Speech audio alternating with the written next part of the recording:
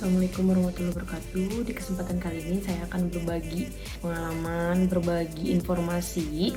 Temanya di video kali ini yaitu tentang keterampilan yang biasa ditampilkan pada saat nanti WPFK, di mana salah satu penyebab CPNS galau itu bingung menentukan apa sih bakat yang harus ditampilkan atau yang akan ditampilkan ketika nanti tes. Padahal wawancara pengamatan fisik dan keterampilan itu bukan hanya berfokus kepada bakat yang nanti akan kalian tunjukkan, tapi nanti di sana itu kalian akan diwawancara dengan pejabat tinggi yang berbeda-beda.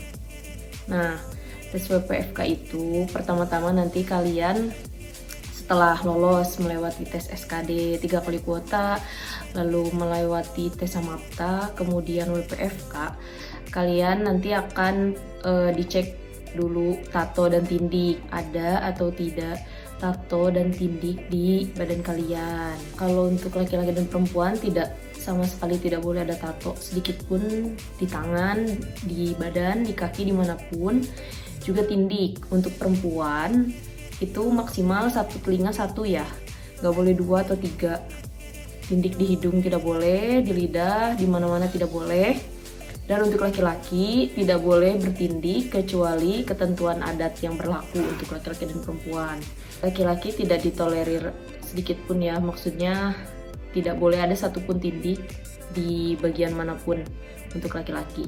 Di telinga juga nggak boleh. Nah, setelah kalian dicek pengamatan fisik, tato dan tindik itu, baju kalian dibuka. Tapi nggak semuanya sih dicek aja gitu. Ada tato atau ada tindik berlebih nggak, dicek gitu semua badan. Nah, setelah itu kalau misalnya nggak ada dan kalian lanjutkan menunggu nomor antrian, kalian akan diwawancara masuk ruangan sesuai pengalaman aku ya. Waktu itu tesnya karena aku Jawa Barat, aku di Kanwil Jawa Barat, yaitu di Bandung, Jalan Jakarta, di Kanwil. Nah, kita itu masuk, ada ruang tunggunya, terus nanti kita ada aula. Di aula itu sekitar ada 10 meja, kalau nggak salah 10 meja. Per mejanya itu ada 2 pewawancara. Nah, itu tuh pejabat tinggi, dan kita nggak bisa milih, nggak bisa menentukan, panitia yang menentukan diwawancara oleh siapa. Kemudian nanti pas datang masuk, hal-hal yang harus kalian siapkan adalah mental.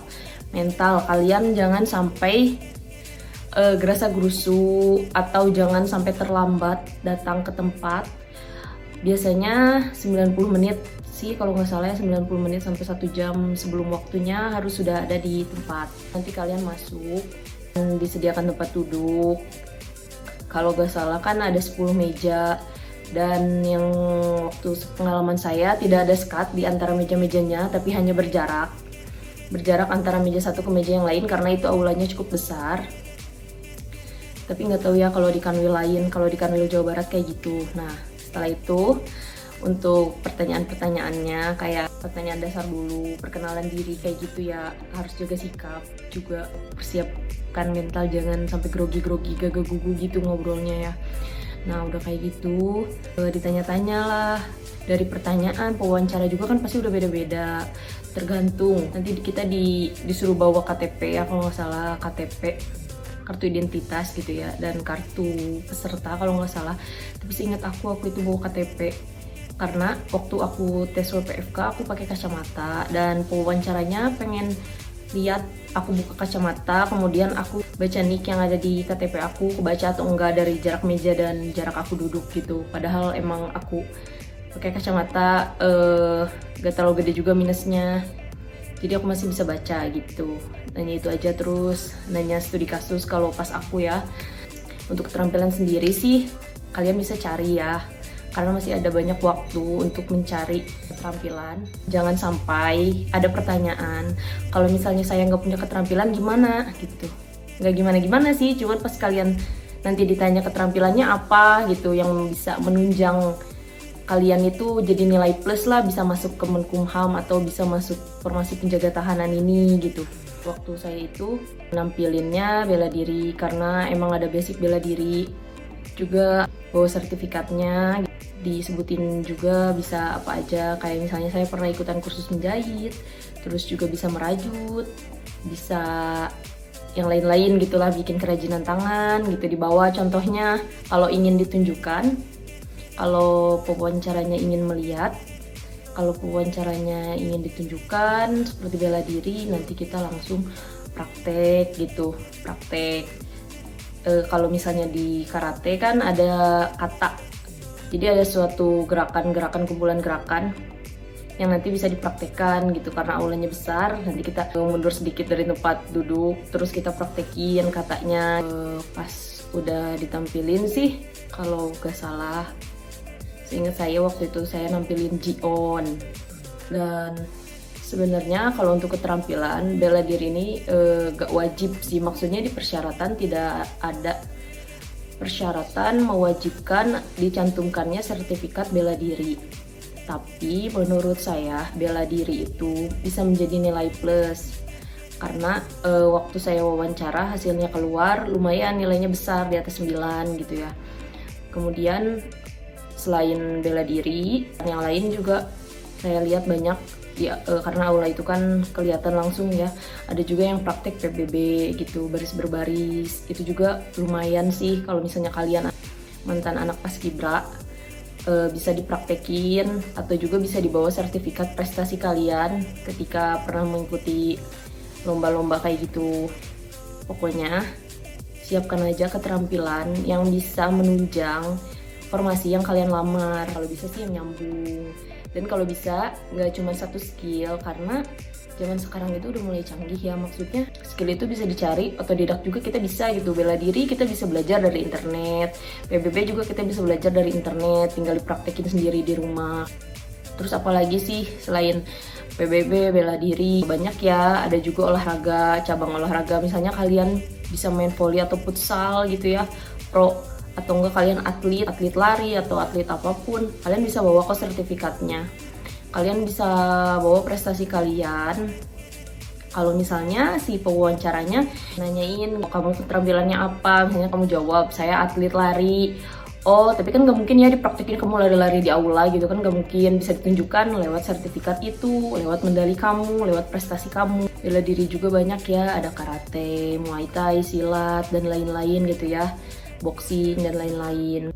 Terus juga ada dari keterampilan di bidang kesenian, banyak banget ya, dari misalnya nari, kan di lembaga pemasyarakatan itu kan ada pembinaan. Kita juga kalau misalnya ada waktu luang kan jadi bisa ngajarin nari ke WBP, ke warga binaannya gitu. Sebenarnya banyak banget sih keterampilan yang bisa kalian tunjukin, keterampilan yang dibutuhkan oleh petugas pemasyarakatan.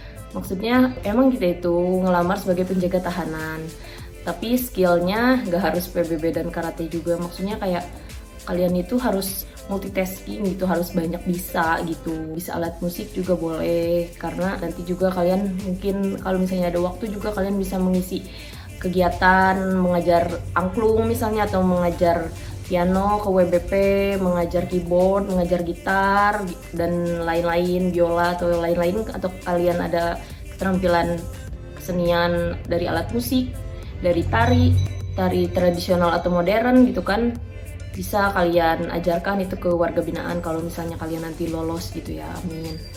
Terus juga keterampilan di bidang IT, komputer, itu sangat menunjang sekali karena zaman sekarang udah canggih, semuanya udah serba IT. Kalian bisa install komputer, bisa bikin aplikasi, bisa bikin website, bisa edit video pakai Adobe, pakai aplikasi kekinian lah yang bisa menarik gitu ya.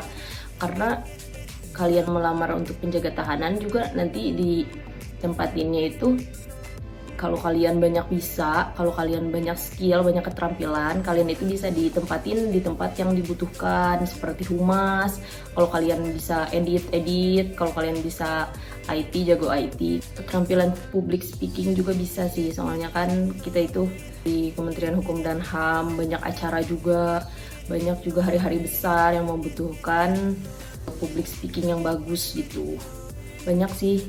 Terus juga ada keterampilan bahasa asing. Kalau kalian bisa bahasa asing, keterampilannya boleh ditunjukkan gitu, bisa bahasa Jerman, Korea, atau Jepang. Contohnya punya sertifikat TOEFL gitu, bisa dibawa semuanya. Pokoknya keterampilan itu kalian gak usah bingung. Gak ada kewajiban harus nampilin keterampilan apapun. Yang penting kalian pede dan punya bakat, dan kalian ada usaha untuk mengasah keterampilan itu dan mencari keterampilan itu sendiri. Sebenarnya sertifikat itu nggak wajib ya, nggak wajib karena nggak semua pewawancara juga minta sertifikat itu diliatin langsung, nggak semua juga gitu.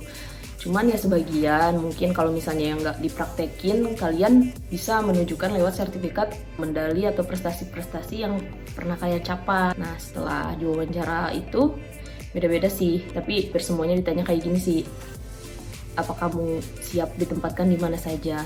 Dan itu jawabannya kalian pasti tahu sendiri lah ya. Dan untuk penempatannya sendiri sih, kalau misalnya kalian daftar di Jawa Barat, otomatis penempatannya juga di Jawa Barat, nggak mungkin di Jawa Timur, rata-rata kayak gitu sih ya. Tapi kalau misalnya kondisional, karena kita itu harus siap kapanpun dan dimanapun. Kalian kalau misalnya seandainya ditempatkan di seluruh wilayah Indonesia juga, kalian harus mau kayak gitu sih. Setelah itu beres. Dan waktu wawancaranya itu nggak lama sih, sekitar 10 menit doang juga kalian udah beres. Pas udah wawancara beres, keluar ruangan, kalian tinggal nunggu hasilnya deh. Kalau gak salah hari itu juga keluar ya, kalau aku nilai hari itu, nilai wawancara itu malamnya kalau nggak salah. Jadi ada beberapa ini kan ya, beberapa sesi. Aku waktu itu tuh beres sore mau ke maghrib kalau gak salah. Dan waktu malam-malamnya karena mungkin capek, langsung pulang ke rumah. Aku lihatnya kebesokannya, alhamdulillah nilai aku memuaskan. Dan dari situ diakumulasiin lagi nilainya. Kemudian alhamdulillah aku lolos di rankingan kayak gitu. Untuk kalian yang nonton video ini tapi masih merasa bingung atau ambigu dengan bahasa aku yang menjelaskannya kurang jelas atau kayak gimana, kalian bisa tanyain di kolom komentar kalau misalnya ada yang masih belum jelas, atau kalian follow Instagram, TikTok aku dan bisa komen di sana atau DM gitu. Kalau misalnya aku ada waktu dan lagi nggak banjir pesan DM atau komentarnya, pasti aku balesin satu-satu insya Allah. Terima kasih, mohon dukungannya untuk like dan subscribe atau enggak share ke teman kalian yang mungkin mau daftar CPNS juga. Karena ilmu yang bermanfaat itu adalah ketika kita berbagi. Sharing is caring. Wassalamualaikum warahmatullahi wabarakatuh. Dadah.